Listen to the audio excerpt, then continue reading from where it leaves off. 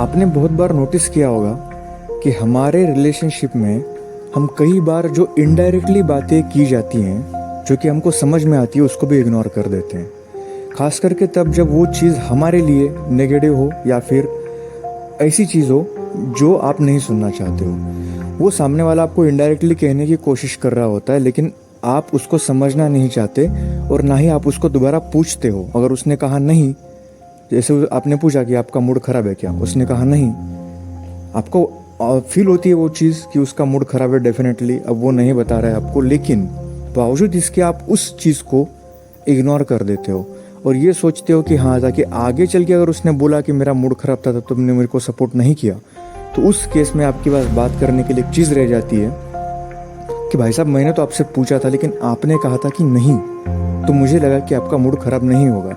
या फिर जो भी सिचुएशन है, ठीक है, जैसे आप उदास हो या फिर आप गुस्से में हो, जो भी होगा, उसको सब कुछ समझ में आ रहा है क्योंकि आपने उसको इनडायरेक्टली बोला, तो उसके पास एक जगह रह जाती है कि मैंने तेरे को तो पूछा था भाई लेकिन तुमने मेरे को नहीं बताया, इसलिए मेरे को पता ही नहीं चला, तो फिर मैं कैसे तुमको सपोर्ट कर सकता हूँ। ऐसी चीज़ें जाने अनजाने में हम बहुत बार कर देते हैं अपनों के साथ। ये हर किसी के साथ होता है।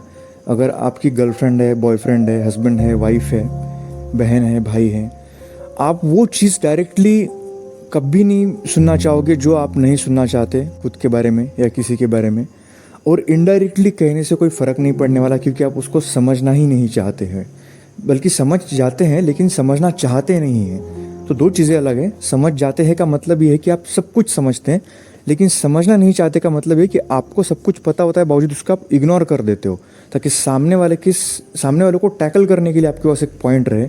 जब ये चीज़ आपके रिलेशनशिप में आ जाएगी ना, बहुत बुरा होगा, नहीं आनी चाहिए।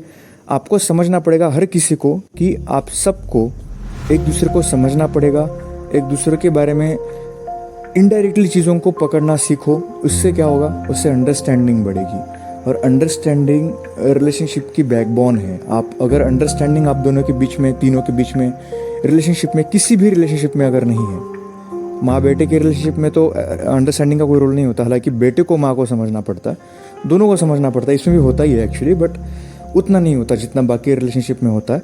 तो जो बाकी रिलेशनशिप है जैसे बहन भाई, दोस्त हैं, हस्बैंड वाइफ है वगैरह वगैरह, तो उन सब चीज़ों में अंडरस्टैंडिंग का एक मेजर रोल होता है उस रिलेशनशिप को सक्सेसफुल और कामयाब बनाने के लिए, खुश रहने के लिए एक दूसरे के साथ। तो इसलिए आप इस चीज़ को इग्नोर करना छोड़ दो प्लीज़।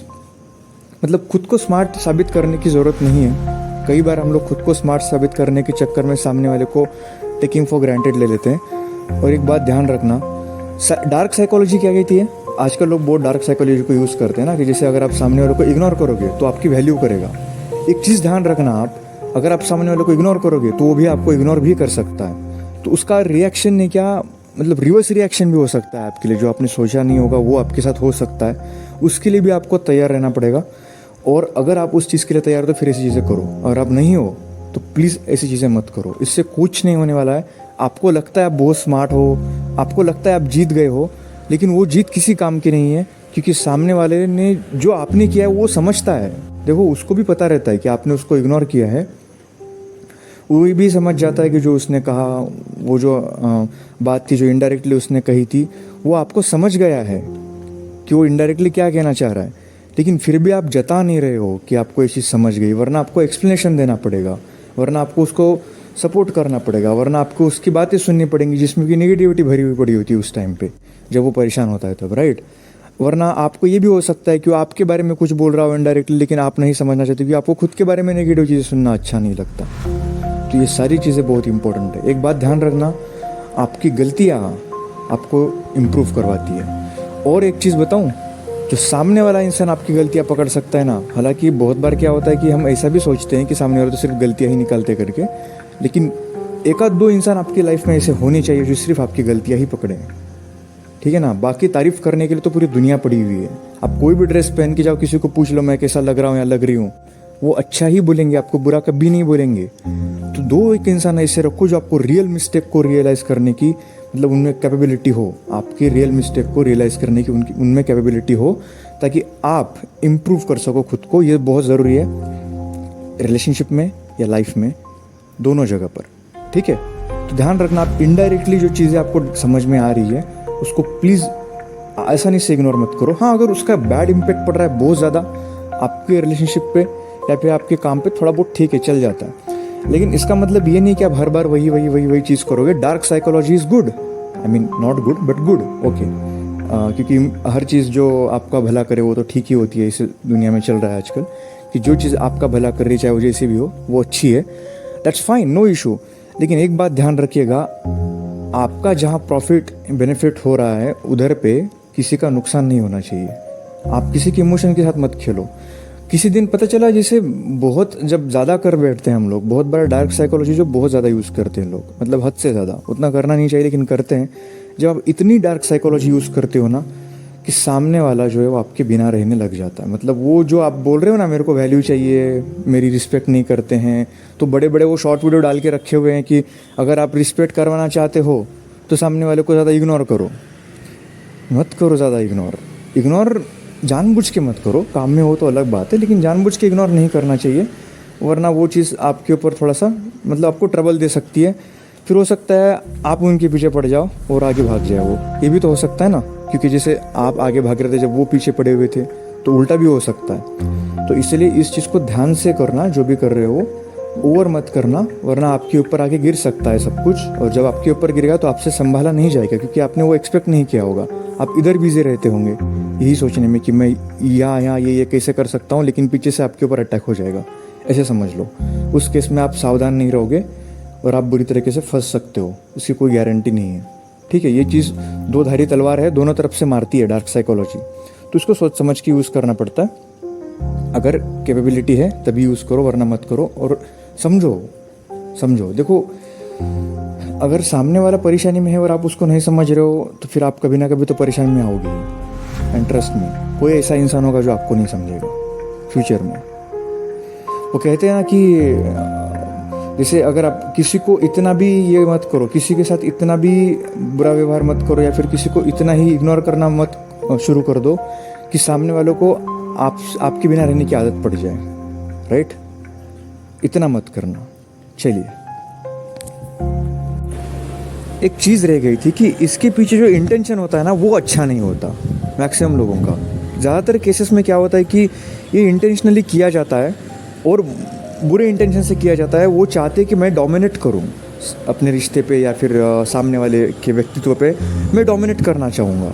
तो वो डोमिनेशन को प्राप्त करने के चक्कर में ये सारी चीज़ें वो लोग करते हैं। हालांकि ये चीज़ें गलत हैं लेकिन वो करते हैं, ठीक है। दूसरा एक इंटेंशन ये होता है कि सामने वाला ये समझाना चाहता है, पता नहीं किसको समझाना चाहता है, किसी को पता नहीं चलता, सिर्फ उसको खुद को ही पता चलता है कि मैं कितना स्मार्ट हूँ, ठीक है। मैं इनडायरेक्टली किसी को कुछ बोल गया, ठीक है, वो सब समझ गया, उसको लग रहा है वो मुझे बेवकूफ़ बना गया कि क्यों मुझे बोलेगा नहीं कि मैं समझा करके, ठीक है। और मैं सब समझ जाता हूँ। अब मेरे को ये लग रहा है कि उसने मेरे को बेवकूफ़ समझा, लेकिन मैं कितना स्मार्ट हूँ ये उसको नहीं पता कि मैं सब कुछ समझ गया, कि उसे सब कुछ पता है जो मैं कह रहा था इनडायरेक्टली, लेकिन फिर भी वो रिएक्ट नहीं कर रहा है। इस चीज़ में क्या हो जाता है, ईगो बीच में आ सकता है। लेकिन इसका दूसरा रास्ता ये है कि ये चीज़ें अगर जानबूझ के की जाए तो ये गलत है, हमेशा ही गलत रहेगा, क्योंकि आपका उसके पीछे का जो पर्पज़ है वो सिर्फ यही होता है कि उसके जो नेचर है, उसको क्या बोलते हैं, नेचर तो नहीं बोल सकता, उसके मूड का जो प्रभाव है या फिर उसकी प्रॉब्लम्स का जो असर है वो मुझ पे ना गिरे। जब तुम उसके प्रॉब्लम का असर झेलने के लिए रेडी नहीं हो तो तुम उसके साथ रिलेशनशिप में क्यों हो? रिलेशन किस लिए बनते हैं? प्रॉब्लम्स में हमेशा हैप्पीनेस, खुशी और दुख में हमेशा साथ रहने के रिलेशनशिप बनता है। अगर आप नहीं रह सकते हो तो आपको रिलेशनशिप में नहीं रहना चाहिए। डार्क साइकोलॉजी बिल्कुल यूज़ करो, लेकिन इंटेंशन, पर्पस सही रखो। अगर पर्पस गलत है, किसी को डोमिनेट करना है आपको, किसी की इच्छाओं पर नियंत्रण करना है या फिर किसी की थॉट्स पर नियंत्रण करना चाहते हो आप चाहते हो, अगर थॉट्स पे नियंत्रण कर रहे हो, हैबिट पे नियंत्रण कर रहे हो, और अगर हैबिट अच्छी है, थॉट्स अच्छे हैं तो डन। लेकिन अगर वो थॉट्स अच्छे नहीं हैं तो फिर आप बहुत गलत कर रहे हो और फ्यूचर में आपके साथ भी गलत होगा। ये मेरी बात आप लिख के रख लीजिएगा, ठीक है। वो कट के थोड़ा सा ऑडियो हो गया क्योंकि मैं जो सुबह रिकॉर्ड कर रहा था उसमें कुछ चीज़ें रह गई थी, उसकी वजह से वापस से मैंने रिकॉर्ड किया। तो थैंक यू फ्रेंड्स। अगर आपको वीडियोस अच्छे लग रहे, लर्निंग्स आ रही है आपके पास, हम कोशिश कर रहे हैं, हम सिर्फ क्वालिटी पे ध्यान दे रहे हैं, क्वांटिटी पे बिल्कुल ध्यान नहीं दे रहे, क्योंकि हम जानते हैं क्वालिटी बहुत कम मिलती है, क्वांटिटी बहुत ज़्यादा अवेलेबल। कोई प्रॉब्लम नहीं है, आप यूट्यूब पे कहीं पर भी सर्च करोगे ना, आपको सारी चीज़ें मिल जाएंगी। लेकिन जो मैं एक्सपीरियंस करता हूँ हमारी लाइफ में, जो हम एक्सपीरियंस कर रहे हैं, अभी वो हम आपसे शेयर करने की कोशिश करते हैं। कभी कभी जो मेरे साथ हुआ है मैं वो शेयर करता हूँ, मेरा एक्सपीरियंस। अभी ज़्यादा एक्सपीरियंस नहीं हुआ है मुझे, ना मैं अभी कामयाब हूँ, लेकिन जितना भी मैंने थोड़ा बहुत सीखा है वो सारी चीज़ें मैं आपसे शेयर करता हूँ, ताकि मैं नहीं कहता कि मैं हमेशा राइट हूँ, क्योंकि ओपिनियन जो है वो एक्सपीरियंस पर डिपेंड होता है। तो हर किसी का एक्सपीरियंस अलग अलग होता है, जिसकी वजह से ओपिनियन में भी फ़र्क आ जाता है, लेकिन वो आप पर डिपेंड है। लेकिन इस बात को सिर्फ मद्देनज़र रखिएगा, ताकि इस तरह की सिचुएशन अगर आए तो आप क्या क्या कर सकते हैं ये मैं आपको बताता रहता हूँ। बस यही बात है और कुछ नहीं। चलिए ठीक है, thank you very much, bye bye.